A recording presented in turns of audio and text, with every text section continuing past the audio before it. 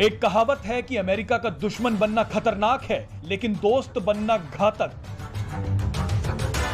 नेपाल पर यह कहावत एकदम सटीक बैठ रही है। भारत का पड़ोसी देश नेपाल अचानक अमेरिका से दोस्ती बढ़ा रहा है। दरअसल यूक्रेन विवाद को लेकर नेपाल की सरकार एक बड़ी मुश्किल में फंस गई है।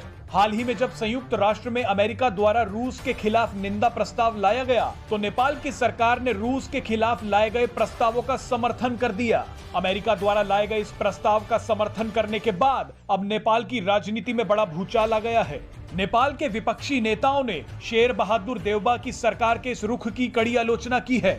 जानकारों का मानना है कि नेपाल ने संयुक्त राष्ट्र में जो रुख अपनाया है, वो न सिर्फ चीन के खिलाफ है, बल्कि भारत के रुख से भी अलग है। चीन के नेपाल में दखल के बाद अब अचानक अमेरिका नेपाल को अपनी तरफ कर रहा है, जो नेपाल के लिए खतरनाक साबित हो सकता है। नेपाल की सीमा भारत से लगती है, इसीलिए वहां चीन की दिलचस्पी है। लेकिन अब अचानक अमेरिका का नेपाल के नजदीक आना ये बताता है कि वो भारत और चीन दोनों पर दबाव बनाना चाहता है। अमेरिका नेपाल को यूक्रेन की तरह इस्तेमाल कर सकता है। जिस तरह से अमेरिका ने रूस के करीब पहुंचने के लिए यूक्रेन को मोहरा बनाया, अब वो वही चाल नेपाल में चल रहा है। नेपाल की कम्युनिस्ट पार्टियों का रुख हमेशा चीन की तरफ झुका रहा है, लेकिन नेपाल में नई सरकार आते ही उसकी नजदीकियां अमेरिका की तरफ बढ़ने लग गई हैं। इसका सबसे बड़ा उदाहरण है कि नेपाल की सरकार ने तमाम विरोधों को दरकिनार करते हुए एक अमेरिकी संस्था से 50 करोड़ डॉलर की सहायता मांगी थी। नेपाल के आर्थिक हालात ज्यादा अच्छे नहीं हैं, इसीलिए वो पहले चीनी कर्ज के जाल में फंसा और अब पैसे के लिए अमेरिका की तरफ देख रहा है।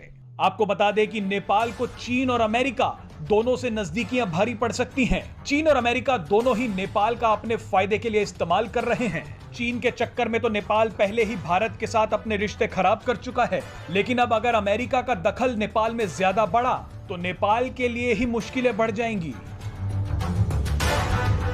यहां आपको बता दें कि चीन और अमेरिका के उलट भारत ने नेपाल की हमेशा सहायता की है। यूक्रेन युद्ध के दौरान भारत ने नेपाल के बच्चों को सुरक्षित निकाल लिया, जिसके लिए नेपाल के प्रधानमंत्री ने भारत के प्रधानमंत्री नरेंद्र मोदी को शुक्रिया कहा।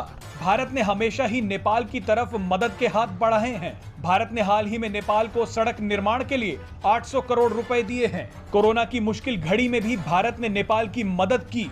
भारत ने नेपाल को कोरोना से लड़ने के लिए वेंटिलेटर और दवाइयां मुहैया करवाई थी।